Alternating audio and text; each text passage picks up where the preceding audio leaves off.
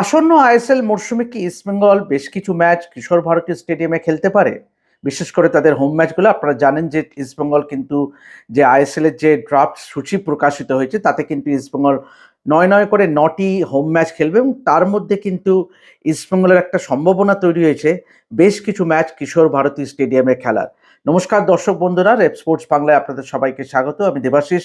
আপনারা জানেন যে আগামী ১৪ই ফেব্রুয়ারি থেকে আসন্ন আইএসএল মরশুম শুরু হবে এবং প্রথম ম্যাচেই কিন্তু মুখোমুখি হবে গতবারের চ্যাম্পিয়ন মোহনবাগান সুপার জায়ান্ট এবং কেরালা ব্লাস্টার্স, যে ম্যাচটি হওয়ার কথা যুব ভারতী ক্রীড়াঙ্গনে। ইস্টবেঙ্গল তাদের প্রথম ম্যাচে নামবে নর্থ ইস্ট ইউনাইটেড এফসির বিরুদ্ধে, যে ম্যাচটিও কিন্তু প্রাথমিকভাবে ঠিক ছিল যে যুব ভারতী ক্রীড়াঙ্গনে হবে, কিন্তু হঠাৎ করেই একটা সম্ভাবনা তৈরি হয়েছে যে ইস্টবেঙ্গলের হোম ম্যাচগুলির মধ্যে বেশ কয়েকটি ম্যাচ কিশোর ভারতী স্টেডিয়ামে করার। এই কারণে যেহেতু যুব ভারতী ভাড়া নিতে কিন্তু বেশ মোটা অঙ্ক দিতে হবে, সেই তুলনায় কিন্তু কিশোর ভারতী স্টেডিয়াম কিন্তু অনেক কম টাকায় কিন্তু ভাড়া পাওয়া যাবে এবং তার জন্যই কিন্তু আজকে ইস্টবেঙ্গল ক্লাবের শীর্ষকর্তা দেবব্রত সরকার দেখা করেন রাজ্যের প্রিন্সিপাল সেক্রেটারি সঙ্গে, এবং সেখানে কিন্তু তিনি রিকোয়েস্ট করেন যাতে ইস্টবেঙ্গলের হোম ম্যাচগুলি অ্যাটলিস্ট বেশ কয়েকটি হোম ম্যাচ যেন কিশোর ভারতী স্টেডিয়ামে দেওয়া হয় একটা কনসেশনাল রেটে, যাতে কম ভাড়াতে যেন দেওয়া হয়, যাতে করে তারা খেলতে পারে। তবে এখানে আরেকটা ব্যাপার যেটা বলতে চাই,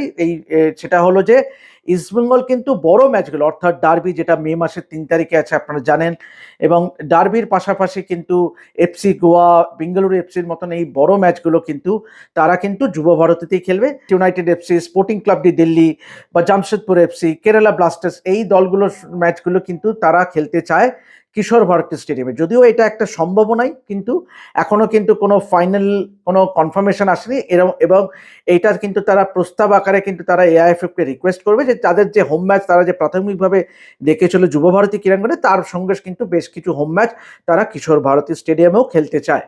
পাশাপাশি আরও একটি আপডেট, অবশ্যই ইউসেফ, আপনারা জানেন ইউসেফ এজেজারি, যে নতুন যে স্প্যানিশ যে স্ট্রাইকার মরক্কোর অ্যাসেন্ট, তিনি কিন্তু অবিলম্বেই কিন্তু দলের সঙ্গে যোগ দেবেন। তার ই ভিসা কিন্তু ইতিমধ্যেই অ্যাপ্লাই করা হয়েছে এবং ই ভিসা তিনি যেই মুহূর্তে পেয়ে যাবেন তিনি সেই মুহূর্তেই কিন্তু তিনি দলের সঙ্গে যোগ দেবেন। এবং যদিও কিন্তু সময়টা কিন্তু আর বিশেষ নেই, কেননা আপনারা যদি দেখেন যে ইস্টবেঙ্গলের আইএসএল এর প্রথম ম্যাচই কিন্তু ১৬ তারিখে, যার অর্থ কিন্তু আর দিন কুড়ি হাতে সময় আছে, সপ্তাহ তিনেকের মতন সময় আছে, যেখানে কিন্তু তাকে তড়িঘড়ি নিয়ে এসে মানিয়ে নেওয়ার একটা চেষ্টা চলছে মানে ইস্টবেঙ্গল ক্লাব ম্যানেজমেন্টের তরফ থেকে। তবে সবকিছুই নির্ভর করছে যে তার ই ভিসা কত তাড়াতাড়ি আসে।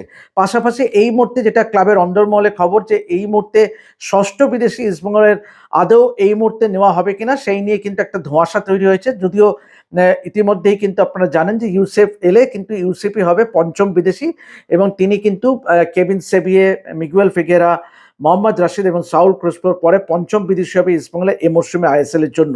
পাশাপাশি ষষ্ঠ বিদেশির কথাটা আপনাদের বললাম যে এই মুহূর্তে এখনো কিছু পরিষ্কার নয় যে আদৌ ইস্টবেঙ্গল ষষ্ঠ বিদেশি নেবে কিনা। তবে আরো একটা যেটা আপনারা জানেন যে এই মুহূর্তে ইস্টবেঙ্গল ফুটবলারদের কিন্তু ছুটি দেওয়া হয়েছে, দিন চারেকের ছুটি দেওয়া হয়েছে, এবং তারা কিন্তু আবারও বৃহস্পতিবার থেকে শেষ মুহূর্তের প্রস্তুতিতে নেমে পড়বে।